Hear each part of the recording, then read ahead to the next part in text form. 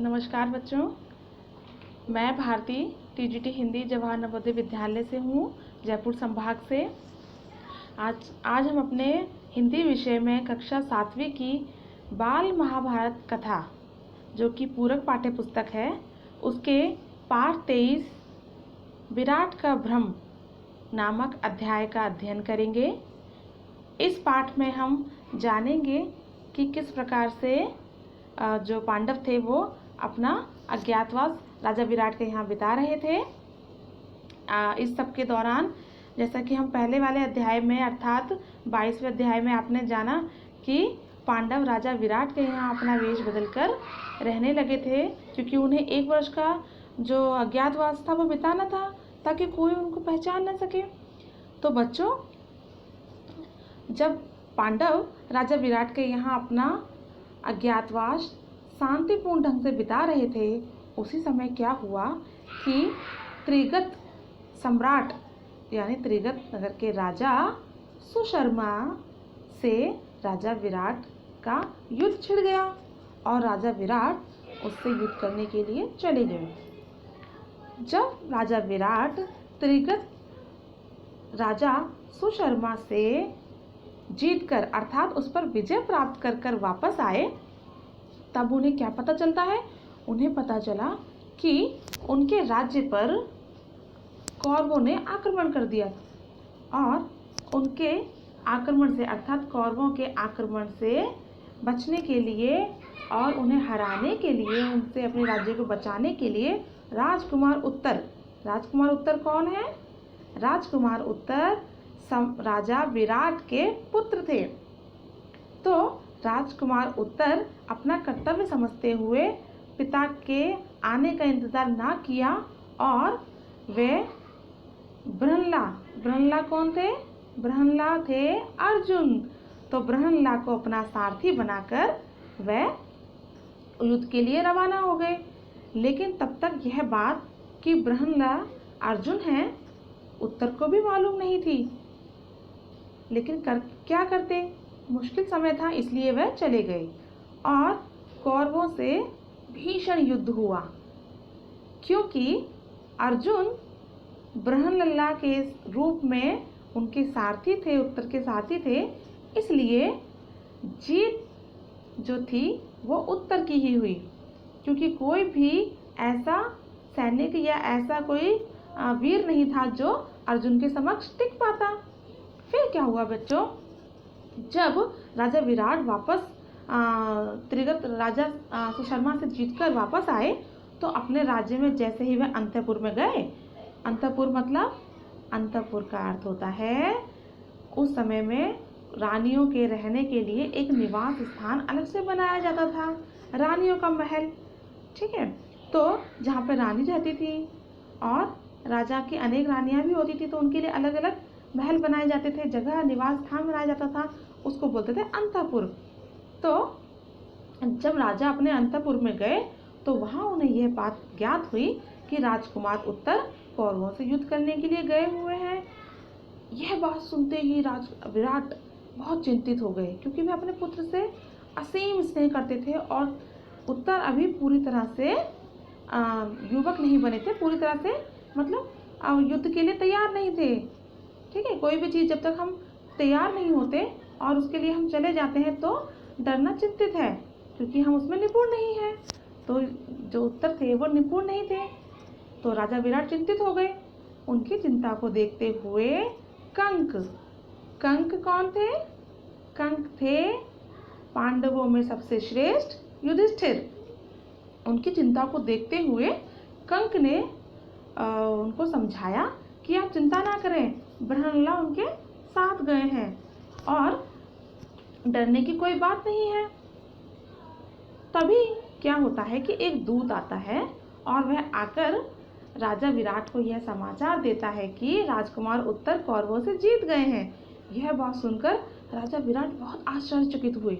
उन्हें विश्वास ही ना हुआ कि क्या वास्तव में मेरा पुत्र जीत गया, और वह गर्व से सीना तान कर खड़े हो गए और बहुत आनंदित हुए। आनंद में उन्होंने सैरंद्री कौन है बच्चों? सैरंद्री है द्रौपदी। आनंद में उन्होंने सैरंध्री से कहा, सैरंध्री जाओ चौपड़ की गोटे ले आओ, जरा हम कंक के साथ दो दो हाथ खेलेंगे। जिस समय राजा विराट और युधिष्ठिर यानी कंक और राजा विराट चौपड़ खेल रहे थे, तभी फिर से युद्ध का जिक्र हो आया। तो राजकुमार उत्तर की प्रशंसा कर रहे थे, कौन? राजा विराट, कि हमें तो बहुत गर्व है अपने पुत्र पर, उन्होंने विजय हासिल की है, वो भी कौरवों पर, क्योंकि कौरव जो थे उस समय बहुत शक्तिशाली थे। तो इस बात को सुनकर युधिष्ठिर ने यानी कंक ने क्या किया, फिर से बृहन्नला का जिक्र कर दिया और उन्होंने चर्चा करते हुए कहा कि महाराज, इसमें कोई शक की बात नहीं कि राजकुमार उत्तर की जीत हुई है, और ऐसा होना स्वाभाविक था क्योंकि बृहन्नला उनके साथ सारथी रूप में गए थे। यह बात सुनकर राजा विराट बहुत क्रोधित हुए और झुंझुना गए। उन्हें समझ में नहीं आया कि ये कंक बार बार बृहन्नला का नाम क्यों ले रहा है। बृहन्नला तो केवल एक नृत्य और गायन सिखाने वाली है, जो उनकी पुत्री उत्तरा को गायन और नृत्य सिखाती थी। तो यह बात उनको पसंद नहीं आई और क्रोध में आकर उन्होंने क्या किया, उनके हाथ में जो चौपड़ की गोट थी, पासा था, वह पासा उन्होंने कंक के मुंह पर दे मारा। अब पासा लगते ही क्या हुआ, कंक के मुंह से रक्त बहने लगा। इससे पहले कि कोई कुछ समझ पाता, तभी दूत आया और दूत ने आकर राजा विराट से कहा, महाराज, राजकुमार उत्तर आए हैं, वह द्वार पर खड़े हैं। यह बात सुनकर राजा विराट की प्रसन्नता की सीमा नहीं रही और वह बहुत प्रसन्न होकर दूत से बोले, दूत जाओ हमारे पुत्र उत्तर को ले आओ। किंतु उन्होंने इशारों में यह बात भी दूत से कह दी कि बृहन्नला को ना लाना, केवल उत्तर को ही अंदर ले आना। दूत गया और राजकुमार उत्तर को अंदर ले आया। राजकुमार उत्तर जब अंदर आए तो उन्होंने क्या देखा कि कंक के मुंह से रक्त बह रहा है। रक्त को बहते देखकर वह बहुत चिंतित हुए। और क्योंकि बच्चों, वह चिंतित क्यों हुए? क्योंकि युद्ध के दौरान, जब वह युद्ध कर रहे थे, उस दौरान जब बृहन्नला उत्तर की तरफ से लड़ रहे थे, तब उन्हें यह बात पता चली कि बृहन्नला और बाकी जो 5 हमारे महल में है, वह कौन है? वह हैं 5 पांडव और उनकी पत्नी द्रौपदी। यह बात सुन उनको पता थी उत्तर को। तो जब वह वापस आए और उन्होंने कंक के मुंह से रक्त बहते देखा, तो वो बहुत चिंतित हुए और चिंतित होकर उन्होंने अपने पिता से प्रश्न किया, पिताजी, इन्हें चोट कैसे लगी, रक्त कैसे बह रहा है? इस बात पर राजा उत्तर ने जवाब दिया कि मैंने चौपड़ की गोट मारी है। यह बात जब उत्तर को पता चली तो उत्तर से रहा ना गया और उन्होंने युद्ध की पूरी सच्चाई मतलब कि युद्ध कैसे जीता गया, किसकी वजह से जीते, यह बात उन्होंने पूरी आरंभ से लेकर अंत तक अपने पिता को बता दी। जब राजा विराट को यह बात पता चली तो वह उस व्यक्ति से मिलने के लिए बहुत ज़्यादा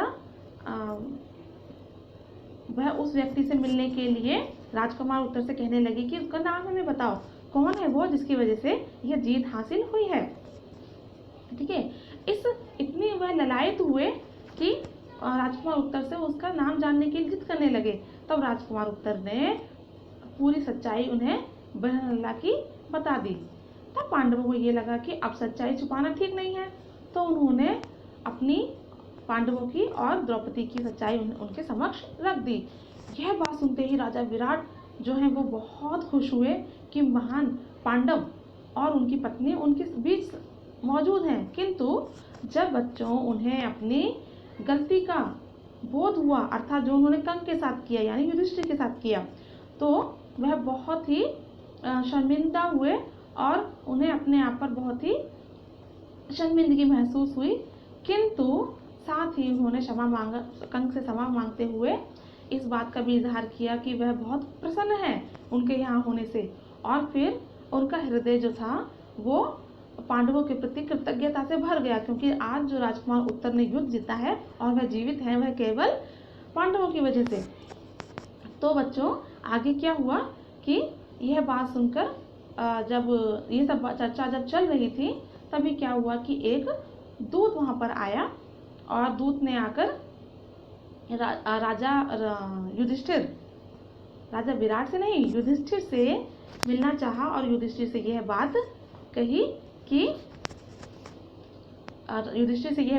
कि वह दुर्योधन की तरफ से आए हैं और दुर्योधन ने उन्हें यह संदेश भिजवाया है कि अर्जुन जो हैं वो अज्ञातवास की अवधि के समाप्त होने से यानी पूरा होने से पहले ही पहचाने जा चुके हैं। अर्थात अब वो शर्त के अनुसार उन्हें दोबारा वनवास करना होगा। लेकिन तभी प्रति उत्तर में युधिष्ठिर बोले कि हे दूत, तुम वापस जाओ और दुर्योधन से कहो कि पहले सच्चाई तो जान ले।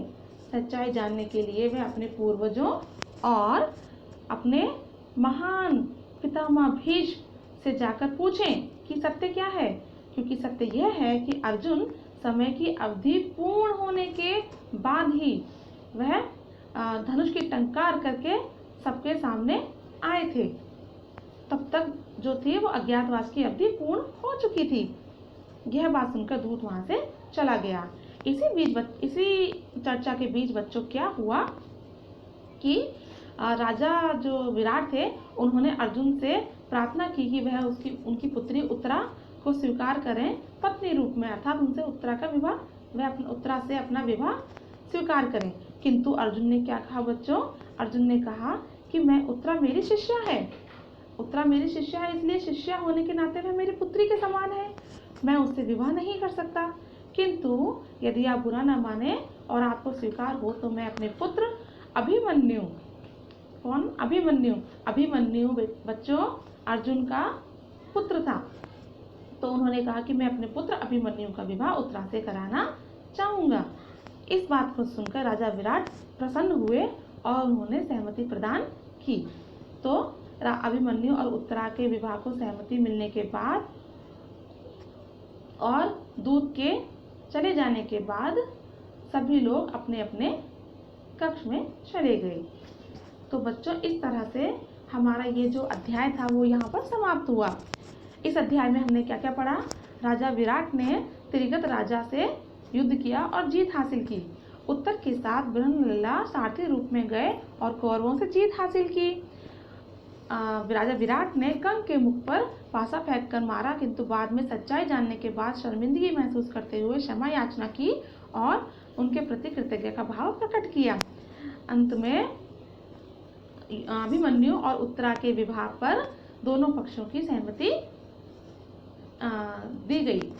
बच्चों अंत में ये एक और है जो मैं आप लोगों को दिखाना चाहती थी। कंक जो है वो किस नाम से, ये आप जान लेंगे, अच्छे से एक बार देख लेंगे तो आप कभी नहीं भूलेंगे। कंक किस नाम से थे? युधिष्ठिर के नाम से, वल्लभ भीम के नाम से, बृहन्नला के नाम से कौन थे? अर्जुन, और ग्रंथिक के नाम से नकुल, अरिष्टनेमि के नाम से सहदेव, और अज्ञातवास के दौरान द्रौपदी किस नाम से थी? सैरंध्री नाम से। तो यहाँ हमारा अध्याय समाप्त होता है। आप सभी इसका अच्छे से अध्ययन करें, अच्छे से समझें और इसको समझते हुए इसका सार ग्रहण करें। धन्यवाद बच्चों।